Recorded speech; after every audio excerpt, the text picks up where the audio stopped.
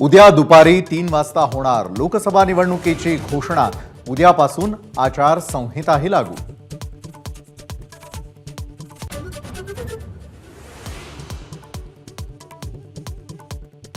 राष्ट्रवादी काँग्रेसचे 6 जागांवर उमेदवार जवळपास निश्चित। 9 जागांसाठी अजित पवार आग्रही। नाशिक, गडचिरोली, बुलढाणा या जागांसाठी राष्ट्रवादी आग्रही असल्याची माहिती।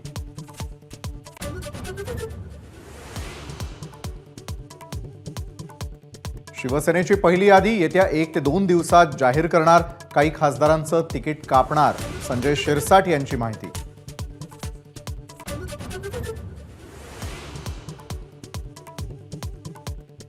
प्रकृतीच्या कारणास्तव रावेरमधून लोकसभा लढवणार नाही। शरद पवारांच्या भेटीनंतर एकनाथ खडसेंची माहिती। तर रोहिणी खडसे विधानसभेची तयारी करणार।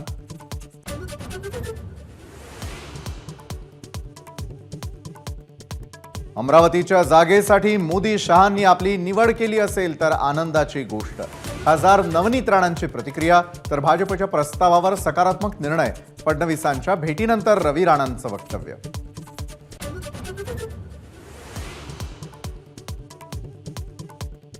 नाशिक लोकसभेवरून महायुतीमध्ये वादाची ठिणगी। श्रीकांत शिंदेंनी हेमंत गोडसेंच्या नावाची घोषणा केल्यानं भाजप राष्ट्रवादी नाराज।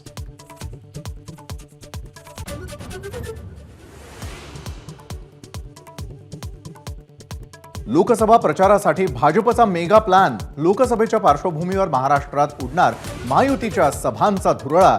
महाविजय 2024च्या बैठकीत सभांच्या नियोजनाची चर्चा।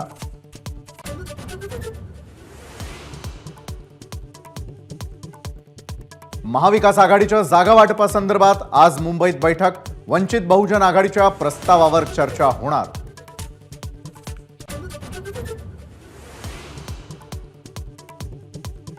राहुल गांधींची भारत जोडो न्याय यात्रा भिवंडीत दाखल। भिवंडीमध्ये चौक सभा। राहुल गांधी मुंबईच्या वेशीवर दाखल।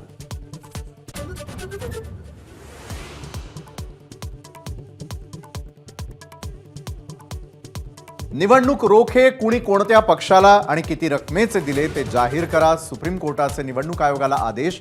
स्टेट बँकेला देखील नोटीस जारी।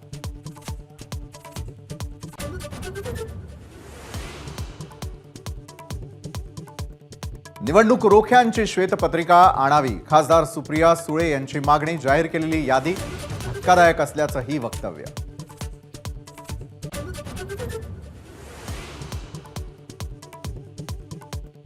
लोकसभा निवडणुकीचा सर्वात मोठा ओपिनियन पोल फक्त एबीपी माझावर। अचूक अंदाज आणि विश्लेषण आज संध्याकाळी 7 पासून फक्त एबीपी माझावर।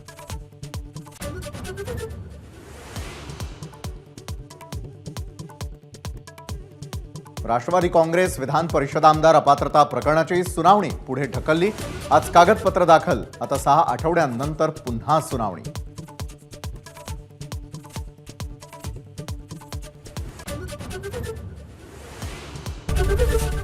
एबीपी माझा, उघडा डोळे बघा नीट।